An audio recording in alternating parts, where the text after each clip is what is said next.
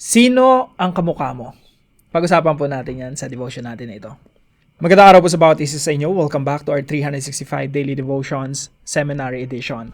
Gusto po manang batiin yung mga kasama ko sa LFC, si Brother Chris, Brother Sunny, si Boss K, Brother Ronald. See you tomorrow, no? Na lagi ko kayo namimiss. Now, yung pag-usapan po natin ay likeness of God. Mga kapatid, sino ang kamukha mo? Kung kamukha mo yung tatay mo, kamukha mo yung nanay mo, may kamukha kang artista, eto mga kapatid, pakinggan nyo mabuti. Kamukha mo si Lord. Yun ang pinakamahalaga sa lahat. Wala nang mas mahalaga pa dyan. Ang totoo mong kamukha ay si Lord because you're created in the image of God, in the likeness of God. Kailangan lang talaga nating maranasan, maisabuhay, ano ba ibig sabihin na nilikha ka ng Diyos ayon sa kanyang likeness, ayon sa kanyang image and likeness. Now, sabi po sa Genesis chapter 1 verse 26, "Then God said, let us make man in our image, after our likeness." Now, ako po, naniniwala po ako sa traditional interpretation ng Genesis 1:26. Ang nag-uusap po dito yung Trinity, Father, Son, and Holy Spirit. Hindi niya po kausap yung anghel, hindi niya po kausap yung kung sino pa man.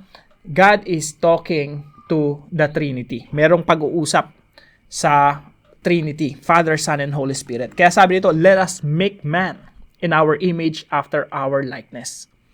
Ngayon, likhain natin ang tao ayon sa ating larawan, ayon sa ating wangis. Kaya mga kapatid, kahit na yung ibang tao sinasabi niya, pangit ako, hindi ako in sa mga kaibigan ko, hindi ako pasok na pasok sa society, kasi iba yung society, talagang tinitingala pag pogi maganda.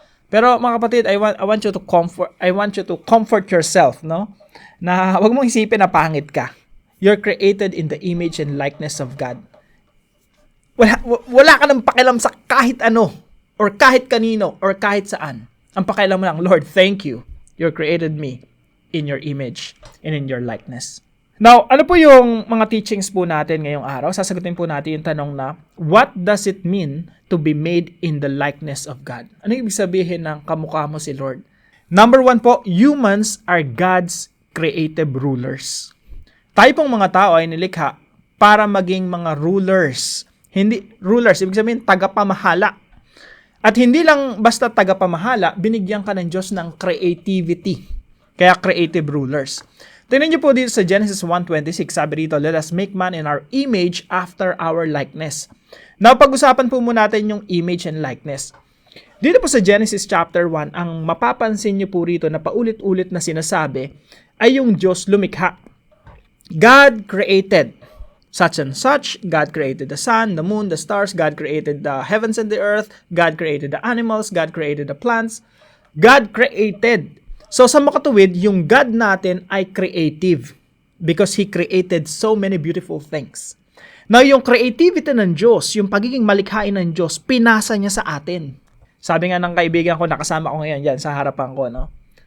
Yung isang hayop, for example, yung isang unggoy, pag pinaupo mo yan sa computer, walang mabubuong kanta dyan, hindi niya kaya mag-compose, hindi niya kaya mag-type, hindi niya kaya magsulat ng libro. Bakit? Kasi yung unggoy, walang creativity. Pero tayo, pag humarap kayo sa computer, ako nakaharap ako sa computer ngayon, kaya akong gumawa ng devotion, kaya ako gumawa ng sermon. Yung iba sa inyo, kaya gumawa ng tula, yung iba sa inyo, kaya mag-program, gumawa ng mga apps, yung iba sa inyo, kaya mag-edit. No, ang dami nating mga kayang gawin pag humarap tayo sa computer. Kaya natin gumawa ng mga articles, ng mga tula, awit, etc., etc. We can do so many things. Bakit po binigyan tayo ng creativity ng Diyos? Kaya po sabi dito, let us make man in our image after our likeness. Yung Diyos creative, pinasa niya sa tao yon. And then yung kasunod po na sinabi dito, very important, and let them have dominion. Kaya saktong-sakto yung puntos natin mga kapatid, tayo ay creative at the same time rulers. Kaya po, lahat po tayo may kanya-kanyang creativity. Yung iba sa inyo magaling kumanta, magaling sumayaw, magaling sa sports. Yung iba sa inyo mga builders, architects, and engineers. Yung iba sa inyo magaling sa area ng medicine. Lahat po ng yun mga kapatid ay parte ng pagiging creative rulers natin. Kapag ikaw ay pinagkatiwalaan ng Diyos ng mga talento, gifts, pag pinagkatiwalaan ka ng Diyos ng potential, huwag mong sayangin yung potential na yun. Kasi ang bawat isa sa atin ay parang buto.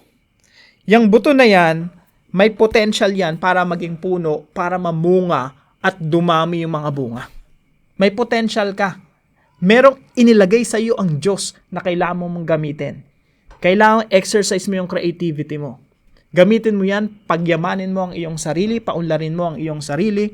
Kasi kung lahat ng pinagkatiwala sa iyo ng Diyos ay merong potential. Ibig sabihin, merong ine-expect ang Diyos sa iyo na gagawin mo, na magiging matagumpay ka sa area na yon. Point number 2. Humans are God's developers. So, hindi lang tayo basta creative rulers, tayo mga developers. Dine-develop natin yung mga bagay na pinagkatiwala sa atin ng Diyos. Sabi po dito sa Genesis chapter 2 verse 15, "The Lord God took the man and put him in the Garden of Eden." So, yung tao, si Adan, kasama na rin si Eva dyan, kasama na rin yung pamilya ni Eva later on, no? Sila Cain at Abel, though pinalayas na sa Hardin ng Eden, kasama na rin po lahat ng tao sa ganitong task, sa ganitong gawain. So, originally, si Adan lang po, tsaka si Eva. The Lord God took the man and put him in the Garden of Eden to work it and keep it. Sa Tagalog po, upang ito'y pagyamanin at pangalagaan. Yung Hardin ng Eden po, mga kapatid, nilikha ng Diyos, napakaganda yan. Napakaganda. Inilagay niya yung tao doon bilang tagapamahala. At the same time, pagyayamanin nila yung Hardin ng Eden. Pangangalagaan, proprotektahan. Sa atin po mga kapatid, we are God's developers. Ang daming pinagkatiwala sa atin ng Diyos. Pinagkatiwalaan ka ng Diyos ng relationship, i-develop mo. Pati relationship nagde-develop. Alam niyo po dito sa Hardin ng Eden, kapag yung banana, lagi kong ini-illustrate to, pag yung banana, tsaka yung strawberry, pinaghalo mo, gumawa ka ng strawberry banana shake, it's part of developing God's creation. Kasi binigyan ka ng Diyos ng materials eh. Isipin nyo, lahat ng materials nandito na sa earth, de-develop mo na lang. Binigyan ka ng Diyos ng potential, creativity, tas materials, pwede ka magtayo ng building, pagbutihin mo. Kung ikaw ay architect or engineer, kung ikaw ay programmer, IT, kung ano mang profession na binigay sa iyo ng Diyos, you have to develop what you already have. Binigay na ng Diyos sa iyo yung mga dahilan para magtagumpay ka. Kailangan mo na lang i-execute. Kailangan mo na lang isabuhay. Kailangan mo na lang gawin. Point number 3. Humans are God's multipliers. Hindi po tayo, si Lord, hindi niya nilikha yung tao na marami agad. Sa halip, ginawa niya Adan at Eva. No? Eva at Adan. Dalawa. Now, yung dalawang tao na to, binigyan ng Diyos ng creativity, tagapamahala, binigyan ng Diyos ng kakayahang mag-develop, and they should develop, at sinabi ng Diyos sa kanila, multiply. Basahin po natin sa Genesis 1:26. And God blessed them. Pinagpala niya si Eva at Adan. Hindi lumikha ang Diyos ng maraming mga nations, maraming mga bansa. Sa halip, ginawa niya yung tao, Eva at Adan, para magkaroon ng nations, para mabuo yung mga iba't ibang ethnic groups mula sa dalawa. So, ang ina-expect ng Diyos sa kanila ay mag-multiply. Kaya ang sabi dito, God bless them, pinagpala mo na sila. And God said to them, be fruitful and multiply and fill the earth and subdue it and have dominion. So, tayo mga kapatid, binigyan tayo ng buto ng Diyos, ng potential. Kailangan mong paramihin yun. Kailangan mong mag-develop yun, kailangan mag-multiply nun. Now, yung isang buto ng mansanas o buto ng abukado. Abukado kasi paborito ko yan, no? Yung buto ng abukado, kapag yan hindi mo yan itinanim, hindi mo diniligan, hindi mo i-develop, wala ang ginawa dyan, mamamatay lang yung buto na yan, hindi naging puno at hindi namunga ng marami. Maraming tao po ganun. Sa parable ng ating Panginoon Jesucristo, yung parable of the talents, yun din po yung nangyari. Maraming tao binigyan ng Diyos ng potential, kakayanan, binigyan ng Diyos ng lahat ng dahilan para magtagumpay. Pero wala silang ginawa doon sa potential na binigay ng Diyos sa kanila. May kakayanan tayo mga kapatid na mag-develop, mag-create, at mag-multiply. Kung negosyo ang pinagkatiwala sa ng Diyos, multiply. Paramihin mo, paunlarin mo, pagyamanin mo, pangalagaan mo. Now, bilang application po sa pinag-aaralan po natin na ito about the likeness of God. Number 1 po, be a creative ruler of everything you have. Lahat po ng meron tayo, we rule, we take dominion. Ano po ang ibig sabihin nito? Lagi ko pong sinasabi sa mga kaibigan ko, kahit sa asawa ko, na kapag meron kang task, may ipinapagawa sa iyo si Lord, yung attitude mo, you devour. You do your best sa gagawin mo. Kasi ruler tayo eh. Yung ruler, laging nasa taas, hindi nagpapailalim. Ruler ka eh. Kung ano yung pinagkatiwala sa'yo ng Diyos, you do your best. Lahat ng creativity, ibuhos mo dyan, pagtagumpayin mo yan. Sapagkat matutuwa ang Diyos sa mga taong pinagkatiwalaan niya, tapos pinagtatagumpay, pinagyayaman. Gusto ko po yung term na binanggit rito sa Genesis chapter 2 verse 15. Upang ito'y pagyamanin at pangalagaan. Yan po talaga yung task natin eh. Kaya po nilikha tayo ng Diyos para maging nilikha tayo ng Diyos ng mga creative people. Para yung creativity, talents, and gifts natin, ma-develop natin at mag-multiply. Kaya po itong mga puntos natin na to, magkakasunod po ito eh. Creative ruler of everything you have. Be a developer of everything entrusted to you. Now, hindi lang po mga bagay yung ini-entrust sa atin ng Diyos. Tao, pinagkakatiwalaan tayo ng partner, pinagkakatiwalaan tayo ng relasyon. Dine-develop po natin lahat ng yon. Now, kapag ang isang relasyon nawasak mo, nasira mo, hindi ka nagiging magandang katiwala ng Diyos. You're not developing what God has entrusted you. Kaya po, iniingatan natin, lalo-lalo na yung mga relasyon. Si Eva at Adan, binigyan ng Diyos ng relationship. Pero sinira agad nila. Unang-una pa lang sinira agad nila. Nagsisihan agad sila doon sa Hardin ng Eden. Yun yung pinakaunang away na nangyari, no? Nagsisihan sila kung sino ba talaga may kasalanan. Minsan yung relationship natin, ganun. Wala tayong ginawa. Magsisihan. Why not we develop our relationship? Mas lalo tayong napapalapit sa ating Panginoong Jesucristo. Ginagawa natin yung pinakamainam pa ring relationship natin. Ang sentro lagi si Jesus Christ. That's part of developing our relationship. Again, hindi lang relationship, family, kundi lahat ng pinagkatiwala sa atin ng Diyos. Negosyo man yan, kabuhayan, pag-aaral. Kung ikaw ay estudyante, binigyan ka ng Diyos ng opportunity para mag-aral. Gawin mo yung best mo, i-develop mo lahat ng meron sa iyong mga kamay. Kung maaari lang talaga, maging top ka sa klase mo. Yun yung attitude mo. Yung mga Christians po, laging excellent. Dapat excelente sa lahat ng ginagawa. Gusto lagi nagtatribe. Gusto lagi nagtatagumpay. Gusto lagi na nangingibabaw at hindi nagpapailalim, no? Yung parang haphazard. Ibig sabihin nun, basta matapos ko na lang or okay na yan.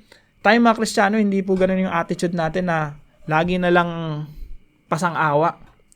Ang mentality natin, tayo mga representative ng Diyos dito sa lupa, we thrive. We give our best. So be a developer of everything entrusted to you. Be a multiplier of everything in your care.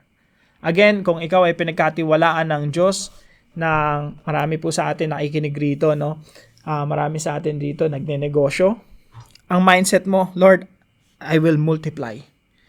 Paparamihin ko, papaunlarin ko, pagyayamanin ko itong binigay niyo sa aking negosyo. Ang ganda ng ganung mindset eh. Sana yung mga Christians ganun yung mindset, laging mataas yung mga pangarap. Minsan po kasi may mga nakakausap ako ng mga tao na kapag nagsabi sila ng pangarap nila, tapos mataas, sasabihin nila, hindi, gusto ko naman yung medyo-medyo lang. Laging binababa. Hindi po humility yan, mga kapatid. And I don't think nakakalugod sa Panginoon na lagi nating binababa yung mga pangarap natin. Kung merong isang bagay na pwede mong i-multiply ng talagang massive, do it for the glory of God. Hindi po tayo nangangarap ng mababa. Nangangarap po tayo ng mataas, ng marami, para sa kapurihan ng ating Panginoon. Now, para po sa ating discussion, on a scale of 1 to 10, with 10 being the highest, how much of a developer or multiplier are you? At tayo po'y manalangin. Gracious Father, thank you for creating me in your likeness. Please help me to reflect you, to think, love, create, and relate in a way that honors you. Forgive me when I fail to live according to that high calling. By your Spirit, shape me more into your likeness. restoring what sin has distorted. Help me see others through your eyes, recognizing their worth and value. May I walk each day reflecting your image with humility and grace. In the name of Jesus, the perfect image of God, I pray. Amen and amen.